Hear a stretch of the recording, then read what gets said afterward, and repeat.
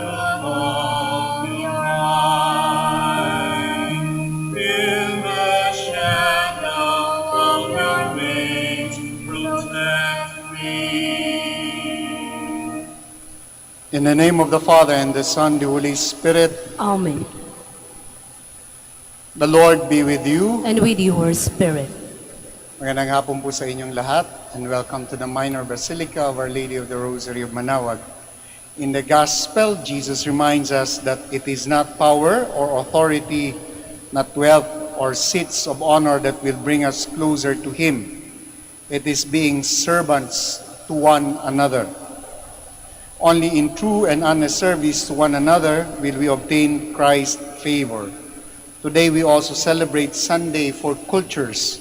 May we respect its culture by keeping in mind that the spiritual and social character of man has a constant need of a just liberty in order to flourish.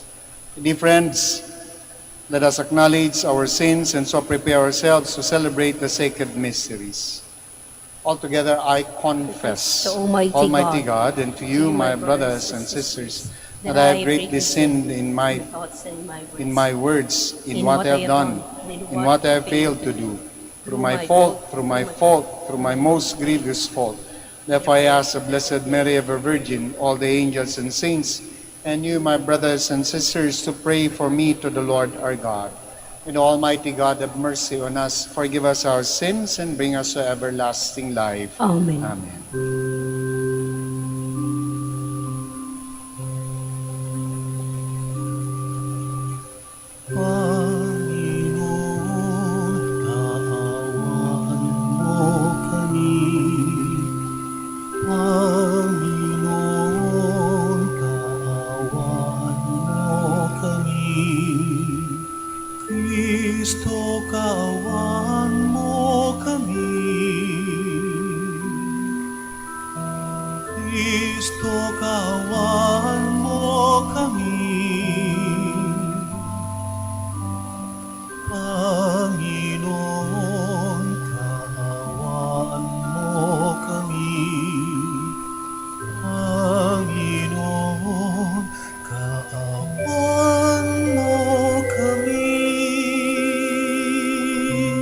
Glory to God in the highest.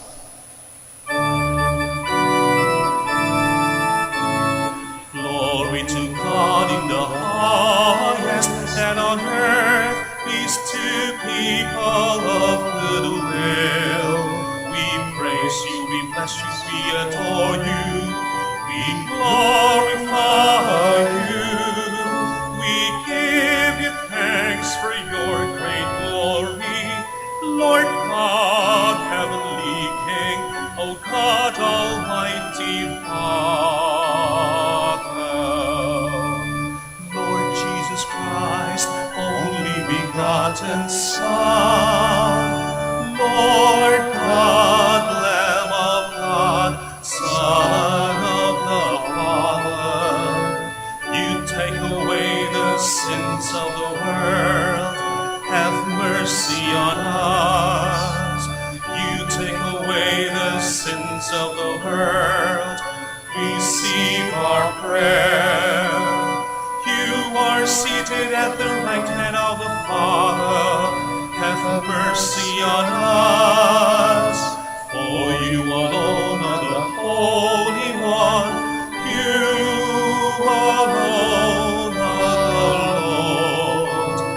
You alone are the Most High Jesus Christ, with the Holy Spirit, in the glory of God the Father.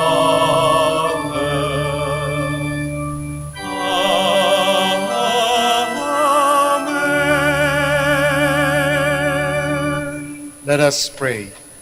Almighty, ever-living God, grant that we may always conform our will to yours and serve your majesty in sincerity of heart. Through our Lord Jesus Christ, your Son, who lives and reigns with you in the unity of the Holy Spirit, one God, forever and ever. Amen. Please be seated.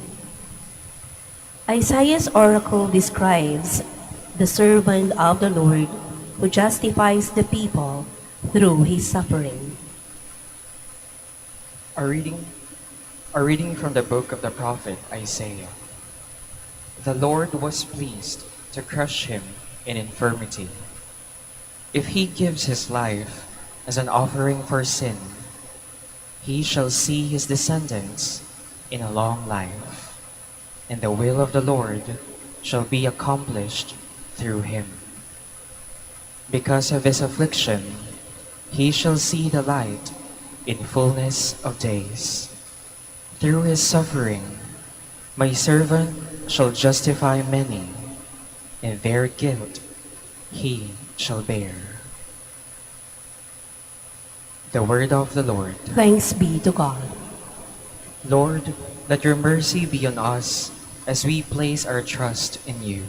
Lord, let your mercy be on us as we place our trust in you. Upright is the word of the Lord, and all his works are trustworthy.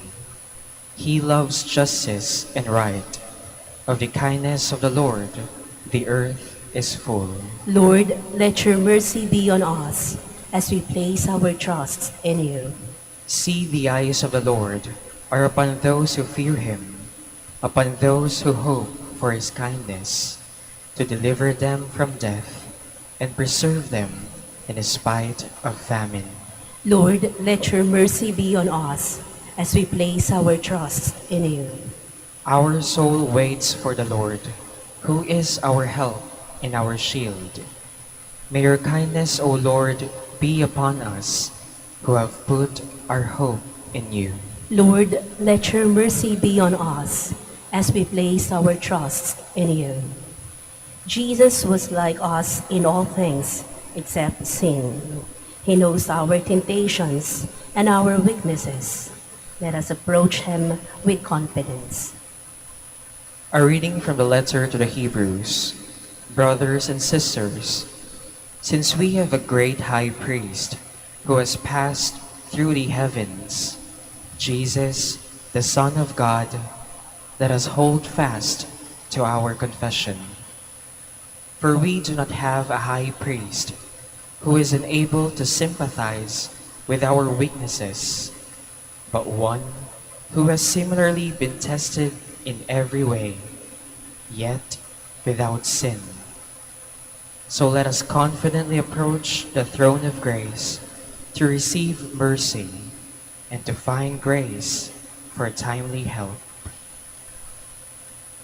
The word of the Lord. Thanks be to God. Please stand.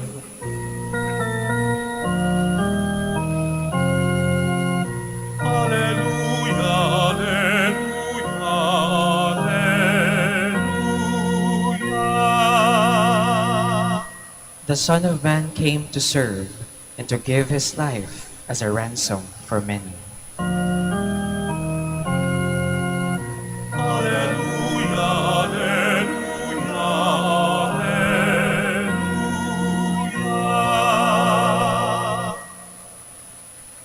The Lord be with you. And with your spirit. A reading from the Holy Gospel according to Mark. Glory to you, O Lord. Jesus summoned the 12 and said to them, "You know that those who are recognized as rulers over the Gentiles lord it over them, and their great ones make their authority over them felt. But it shall not be so among you. Rather, whoever wishes to be great among you will be your servant. Whoever wishes to be first among you will be the slave of all. For the Son of Man did not come to be served, but to serve, and to give his life as a ransom for many." A difference, the gospel of the Lord. Praise to you, Lord Jesus Christ. Please be seated. Magandang hapon po sa inyong lahat.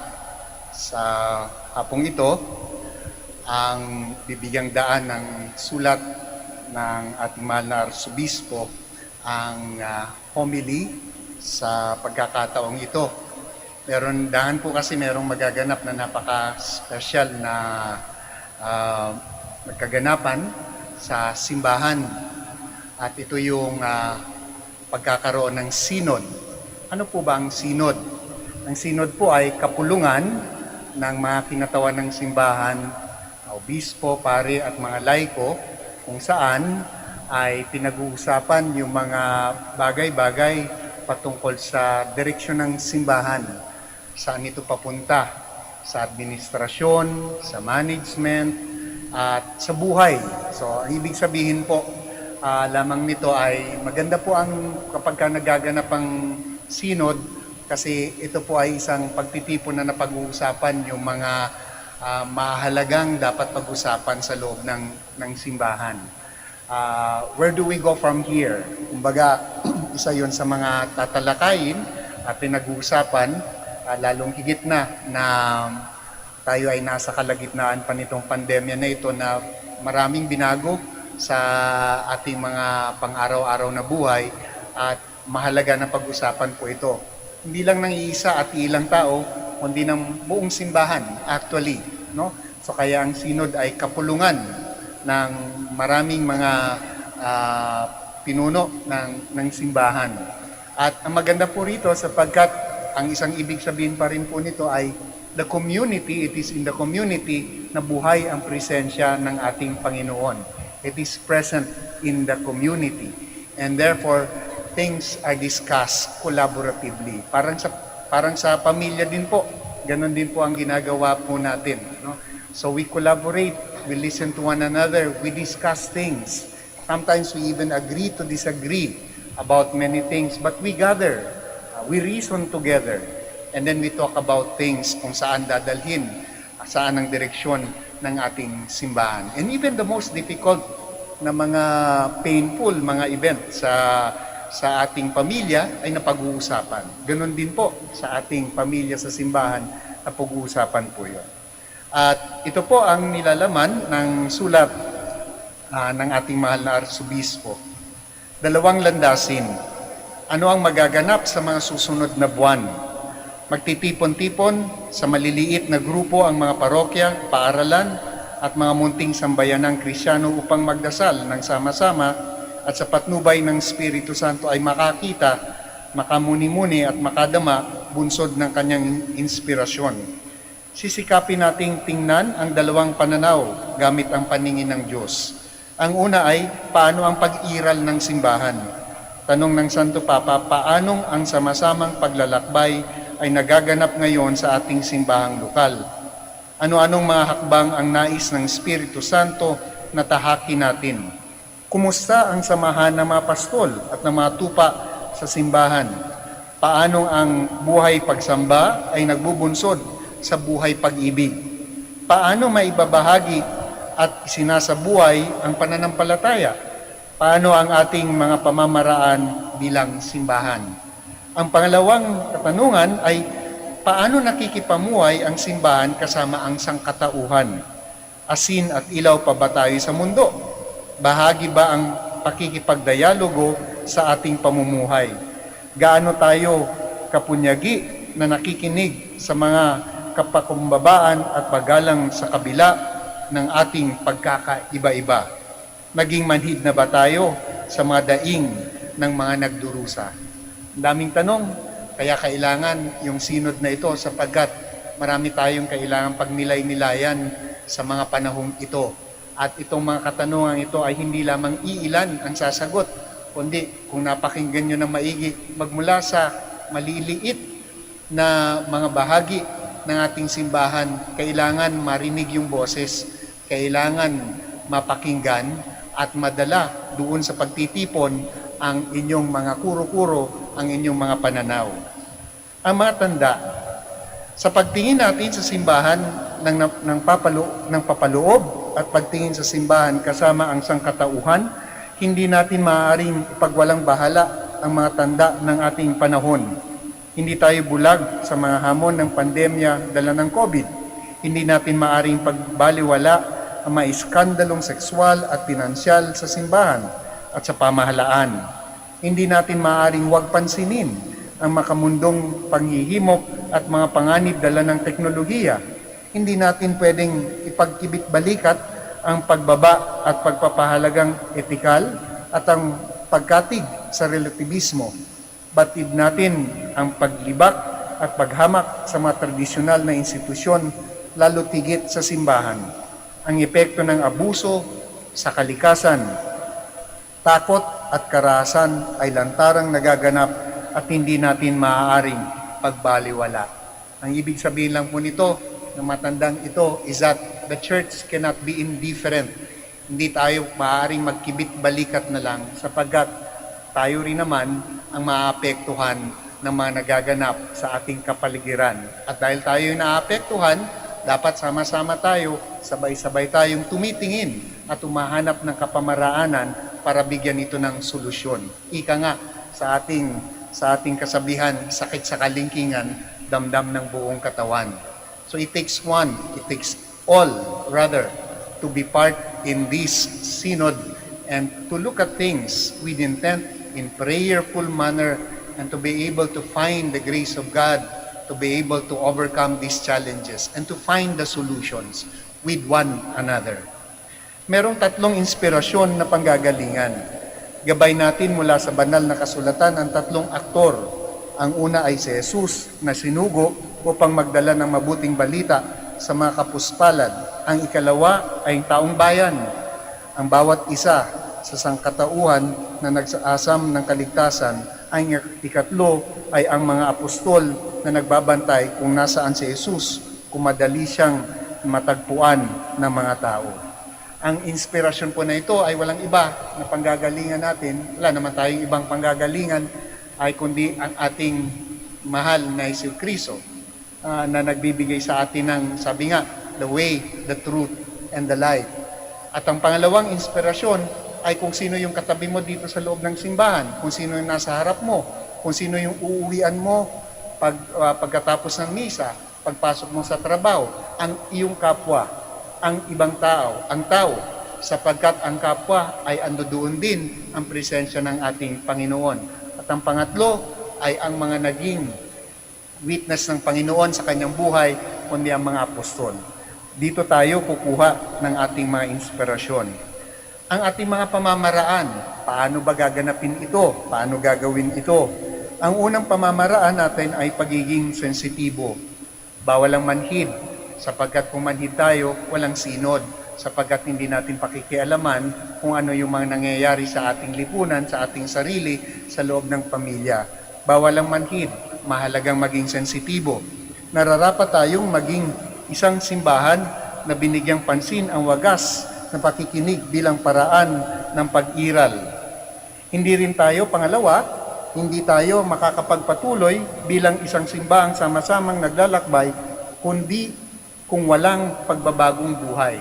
Yung pagiging sensitive natin, pagiging aware natin, pagiging buhay ang pakikipagkapwa, ang isang direksyon po noon ay yung pagkakaroon ng pagbabagong buhay, hindi lamang sa pansarili, kundi sa panlipunan, sa loob at sa labas.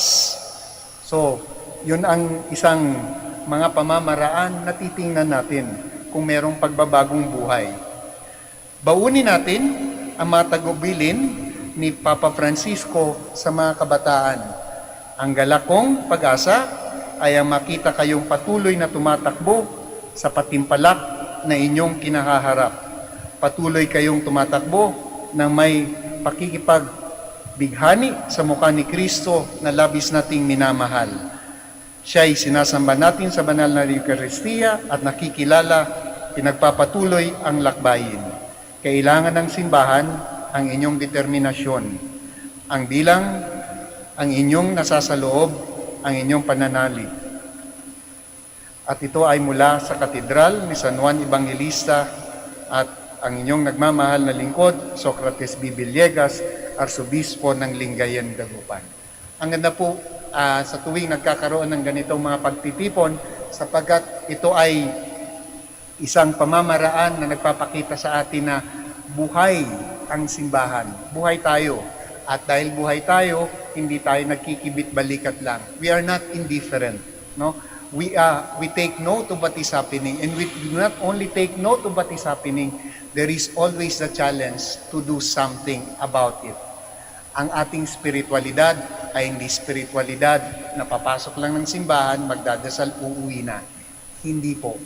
Ang sinod ay isang paanyaya sa atin na tingnan ang mga nagaganap sa ating lipunan, sa loob ng pamilya, at magdasal, pagmuni-munihan, at magtanong kung ano ang maaari nating gawin sa gabay ng grasya ng ating Panginoon. Mga kapatid, ito ang paanyaya sa atin ng ating Santo Papa, paanyaya sa atin ng ating mahal na Obispo, Socrates Villegas, na makiisa dito sa sinod na darating. Lahat ay merong gampanin, lahat ay merong pamamaraan, at ang isang pamamaraan nito ay yung pagmumuni-muni at pagdarasal para sa success nitong sinod na darating. Kindly all stand. I believe in one God, the Father Almighty, maker of heaven and earth, of all things visible and invisible. I believe in one Lord Jesus Christ, the only begotten Son of God, born of the Father before all ages, God from God, light from light, true God from true God, begotten and made, consubstantial with the Father. Through him all things were made, for us men and for our salvation. He came down from heaven, and by the Holy Spirit was incarnate of the Virgin Mary, and became man. For our sake he was crucified under Pontius Pilate. He suffered death and was buried, and rose again on the third day. In accordance with the Scriptures, he ascended into heaven, and is seated at the right hand of the Father. He will come again in glory to judge the living and the dead, and his kingdom will have no end. I believe in the Holy Spirit, the Lord, the giver of life, who proceeds from the Father and the Son, who with the Father and the Son is adored and glorified, was spoken through the prophets. I believe in one holy Catholic and Apostolic Church. I confess one baptism for the forgiveness of sins, and I look forward to the resurrection of the dead and the life of the world to come. Amen. Amen.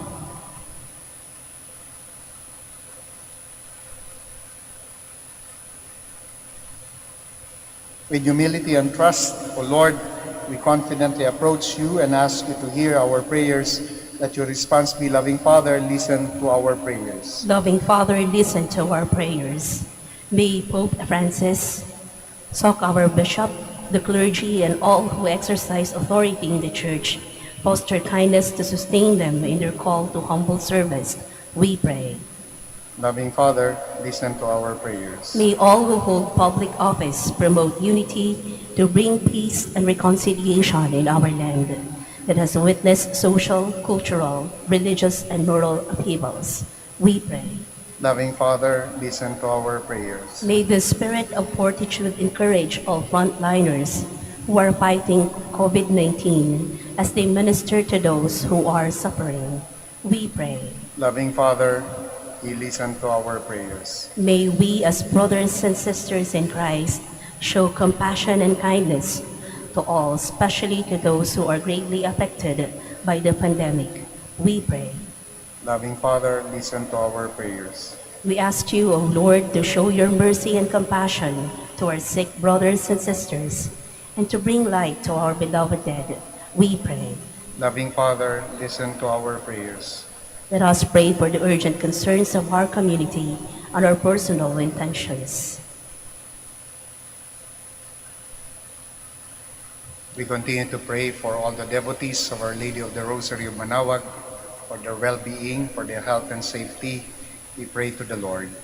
Loving Father, listen to our prayers. And we sustain our prayers for our frontliners, especially our health workers, for their safety, for continued inspiration and grace, for the enlightenment of our government leaders and leaders in the Church. We pray to the Lord. Loving Father, listen to our prayers. You pause for a while, silence, you offer your personal intentions.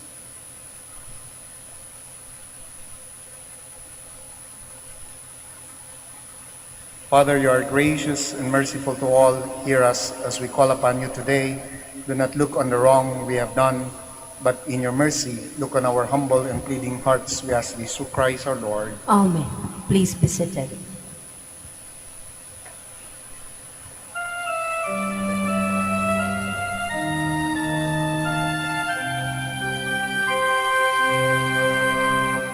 Lord, we gather today in your house.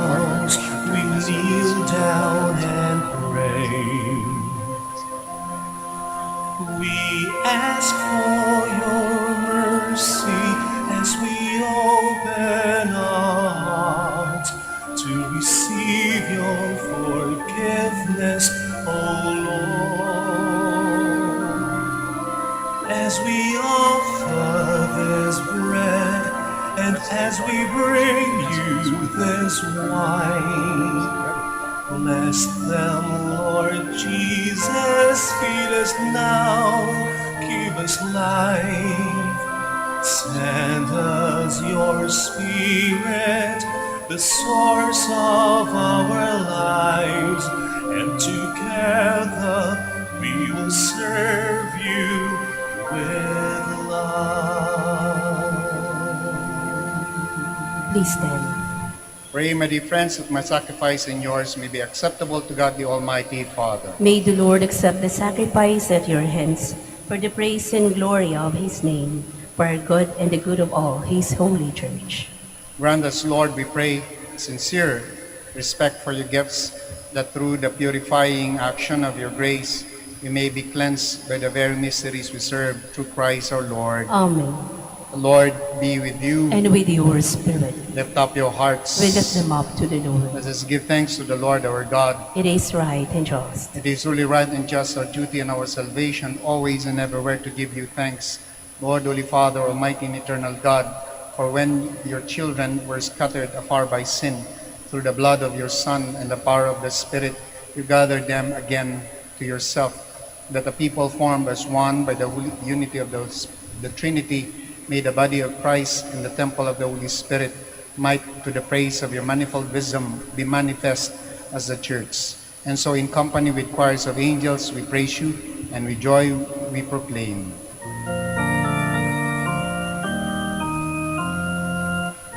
Holy, holy, holy, Lord God of hosts, heaven and earth are full of your glory.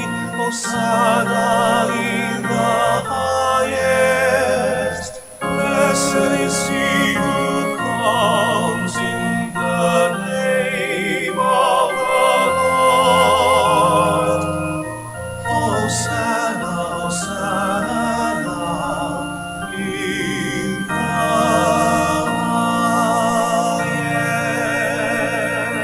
highest. Please kneel. You are indeed holy, O Lord, the fount of all holiness. Make holy, therefore, these gifts, we pray, by sending down your Spirit upon them like the dewfall, so that they may become for us the body and blood of our Lord Jesus Christ. At the time he was betrayed and entered willingly into his passion, he took bread and giving thanks, broke it and gave it to his disciples, saying, "Take these, all of you, and eat of it, for this is my body, which will be given up for you."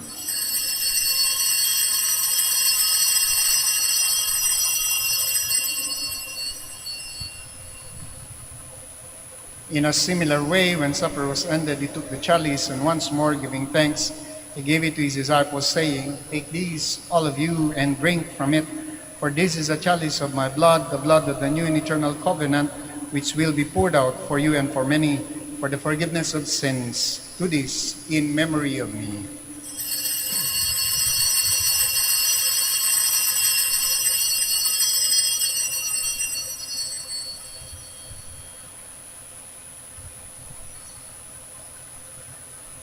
The mystery of faith.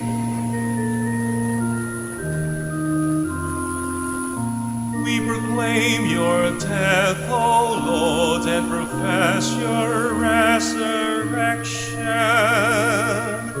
until you come again. Therefore, as we celebrate the memorial of his death and resurrection, we offer you, Lord, the bread of life and the chalice of salvation, giving thanks that you have held us worthy to be in your presence and minister to you. Humbly we pray that, partaking of the body and blood of Christ, we may be gathered into one by the Holy Spirit. Remember, Lord, your church spread throughout the world, and bring her to the fullness of charity, together with Francis, our Pope, Socrates, our Bishop, Fidelis, our Auxiliary Bishop, Gerard, the Master of the Order of Preachers, and all the clergy. Remember also our brothers and sisters who have fallen asleep in the hope of the resurrection, and all who have died in your mercy. Welcome them into the light of your face. Have mercy on us all, we pray, that with the Blessed Virgin Mary, Mother of God, with the blessed apostles and all the saints who have pleased you throughout the ages, we may merit to be co-heirs to eternal life, and may praise and glorify you through your Son, Jesus Christ.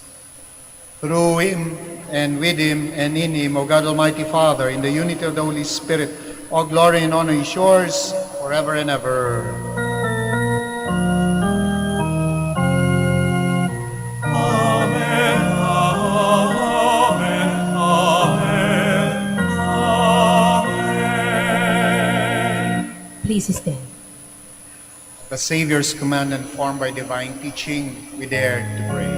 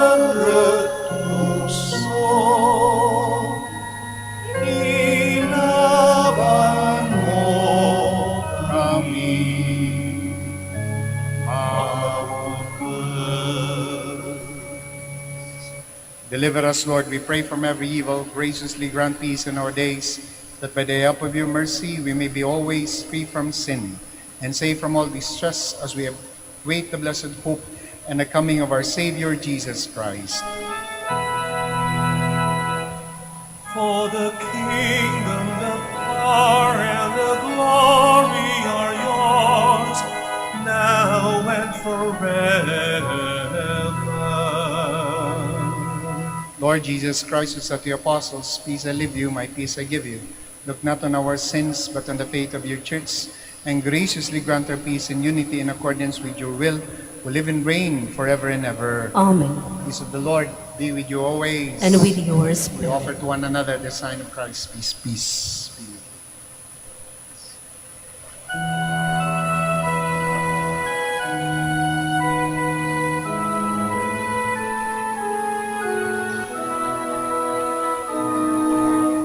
Lamb of God, you take away the sins of the world. Have mercy on us. Lamb of God, you take away the sins of the world. Have mercy on us.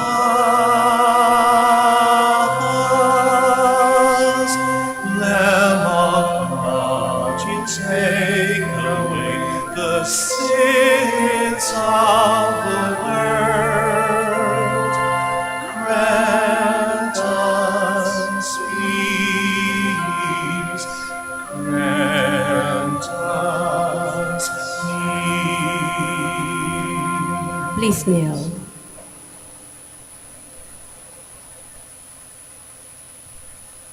My dear friends, my dear brothers and sisters, behold our Lord Jesus Christ, our Lamb of God, our healer.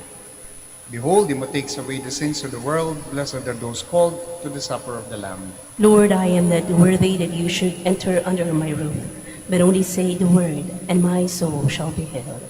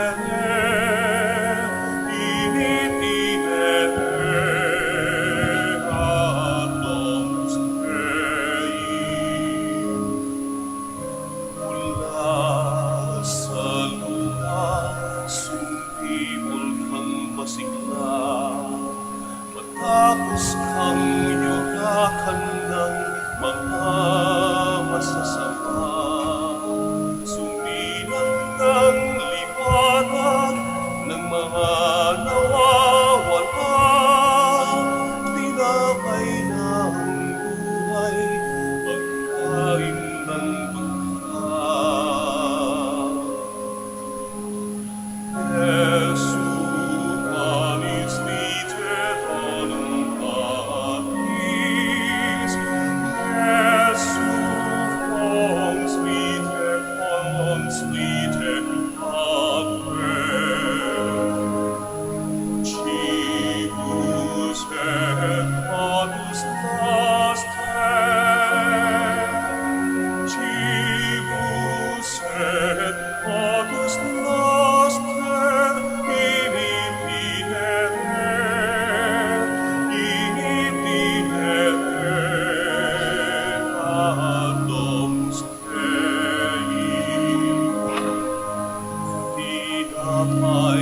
nabilay, ingkat na Diyos Ama, subong nabilay, daloy na grasya, ligliwangan suinawa, naalatan tinapay, nagdalanan din, paula Diyos Ama.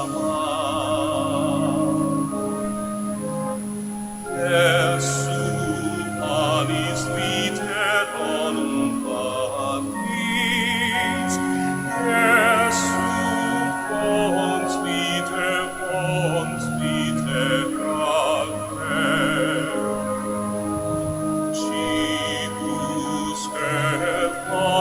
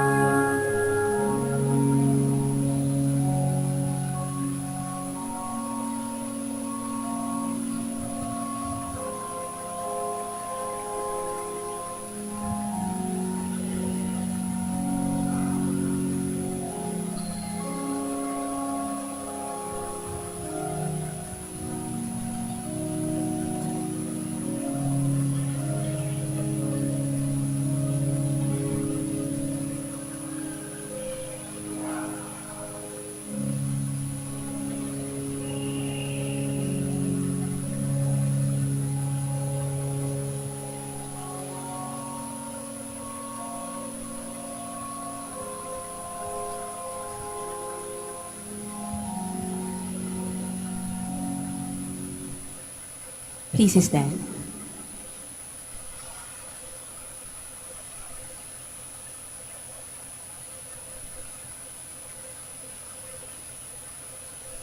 Let us pray.